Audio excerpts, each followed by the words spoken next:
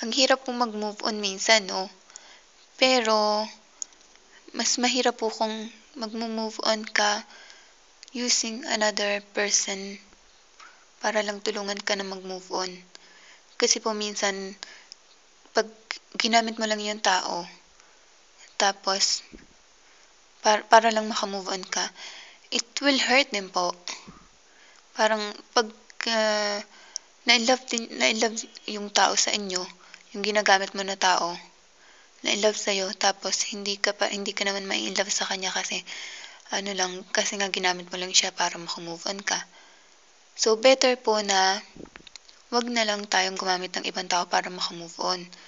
The best way po na gawin is distract yourself with work or do anything else, something else na involving yourself, not other people, para lang gamitin para maka-move on kayo ng mas madali. Kasi po, by the time na gamitin niyo yung tao, magiging manloloko kayo at the same time makakasakit pa kayo ng tao. Hindi lang po porke naging masaya ka, naka-move on ka na, so tapos na yung problema.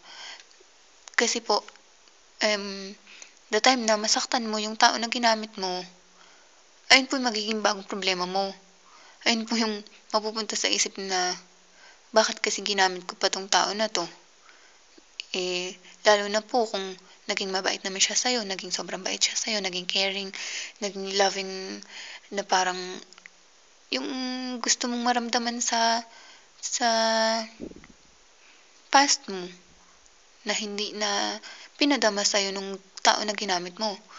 So, ayun po, kung gusto mo lang maka-move on talaga, much better na move on using yourself because you want it and because you need it.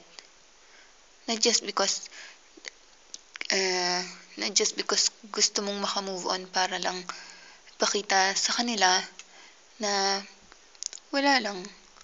You have to move on para po sa sarili mo. Hindi po para sa ibang tao para makita nila na masaya ka. Siyempre po, gusto mong makita nila na masaya ka, pero you will do that for yourself, not for the other people. Di ba po? Ayun. Pusing gala. Thank you sa nakinig.